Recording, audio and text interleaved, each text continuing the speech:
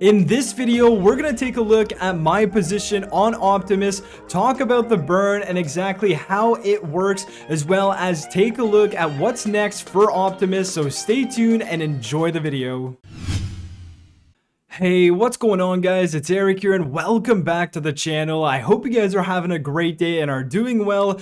1 week ago, I put in about $200 into Optimus, and as we can see today, it is now worth about $226. So I've basically made around $26 for holding this for 1 week. No, it is not financial advice. I only put a small amount of money in there to test it out. It is definitely printing 1% per day, and the price of Optimus has relatively been stable around $1.48.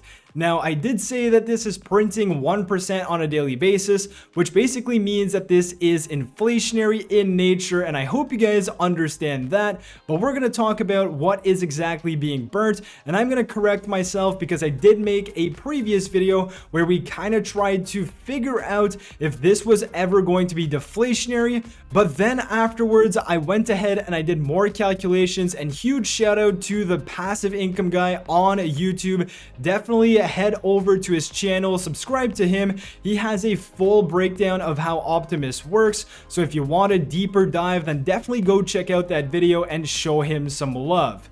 Now, if we take a look at the price of Optimus, it has relatively been stable around $1.48 or so, and we can see that it's still hovering within that same range because those are the bots that are essentially making sure that it either buys or sells their OPT2 token in order to stay within this range.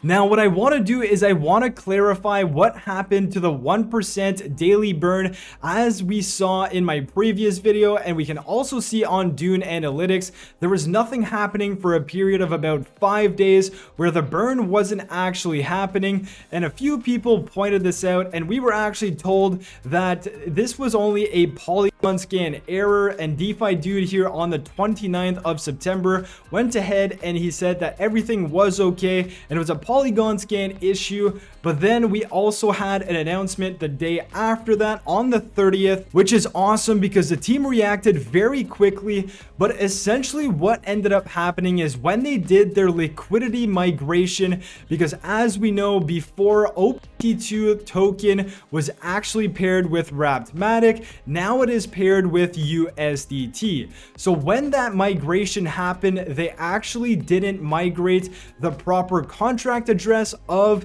the USDT portion of the liquidity pool, so the burn of 1% was actually still happening in the Wrapped Matic side of things. So now they went ahead, they corrected that, and it's now functioning properly. Ever since September 30th, we have all of the 1% daily burns that are happening inside of the liquidity pool, which is awesome. And to top it all off, they've also burnt an extra 50,000 tokens for the tokens that weren't burnt in the period of about 5 to 6 days. So props to the team for actually doing a very quick retroaction of the events that happen, and props to them for burning more tokens.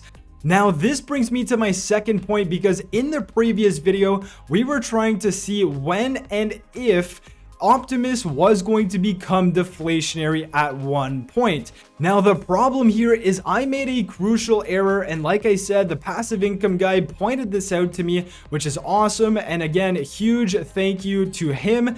But basically, I didn't account for the liquidity pool rebasing itself. So as we can see, if we go back to my Excel spreadsheet, this is the liquidity pool that we have right now. If we go to deck screener, we have about 1.08 million OPT2 tokens inside of the liquidity pool. And as we know, there is going to be a 1% rebase of that, and then there is going to be a 1% burn of that. So basically what this means is that they are trying to keep the amount of OPT2 tokens inside of the liquidity constant, or they're not trying to add more OPT2 tokens with this rebase, because if they were to do that, then we can obviously understand that we would have more OPT2 tokens in the pool for the same amount of USDT in the pool, which would basically have a negative impact on the price of OPT2. So this is exactly why they are burning the 1% inside of the liquidity pool. They're basically burning the rebase that is happening on a daily basis. And here, if we take a look at this burn address, we can see that this is exactly what's been happening over the last few days, ever since they made that fix. We have about 10.8K burned here, 10.7K, 10.8, and so on and so forth.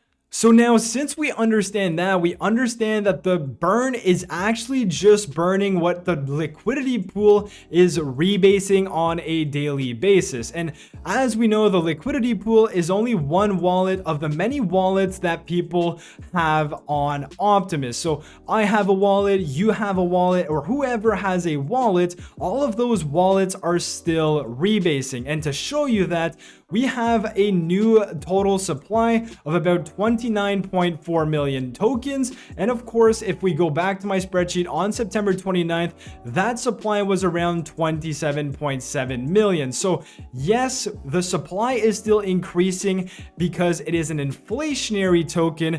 And no, it is not going to become deflationary with the current mechanism that is in place. Now, to go even further, I was trying to understand whether or not if the liquidity pool would be more than half of the total supply of OPT2 tokens, if that would make the protocol become deflationary.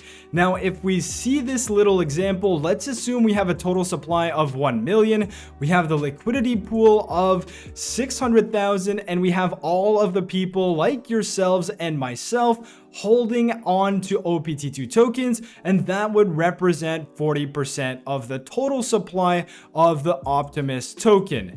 Now, as we know, this is going to rebase on a daily basis. Now, the liquidity pool is rebasing as well as all of the other wallets are rebasing. Of course, we're just going to neglect the bots here because those would technically not be rebasing, but I just want to simplify it and dumb it down so that it's easier to understand. So if we go ahead and we do that 1% rebase on the liquidity pool, which is 1% times the liquidity pool, this gives us basically the amount that is rebased inside of that liquidity pool on a daily basis, and the same goes for these other wallets. So all of these other wallets would be getting a distribution of 4,000 Optimus tokens, and the same is true for the liquidity pool. Now, what happens is, as we know, there is a daily burn of 1%. So whatever the liquidity pool generated is actually going to get burnt. So the amount burned here is the same amount that was rebased, that is gone, and it basically maintains that liquidity pool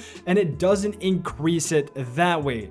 Now, as we can see, the new supply of Optimus tokens would actually be the 1 million plus the 4,000 that has been rebased to other wallets outside of the liquidity pool. So in theory, this continues on, and it is inflationary and actually does not become deflationary because the burn is only on the rebase of the actual liquidity pool. Now, the whole point of building up the liquidity pool is, of course, if you have a very, very big liquidity pool, you're not going to have as many price impacts when people buy and sell your token.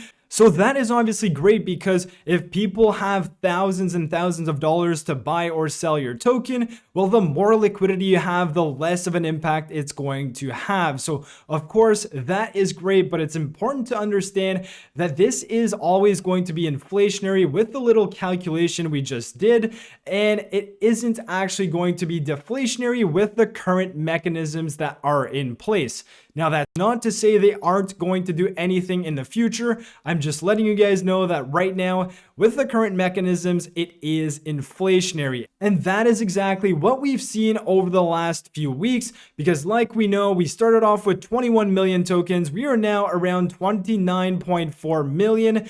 People are going to say, well, that's because the liquidity pool isn't big enough. But this example definitely proves that even if you have a big liquidity pool, which is more than half of the total supply, you are still going to have an inflating supply. Yes, it won't be as exponential, but it's still going to inflate your supply. So I hope this makes sense. And the last thing I wanted to cover is that Optimus is actually going to be listed on MEXC exchange. That's supposed to happen on Thursday, so pay attention to that if you are invested in this project. But with all of that being said, I hope you guys enjoyed the video. If you did, smash the like button, subscribe to the channel, and I'll catch you guys in my next video. Peace.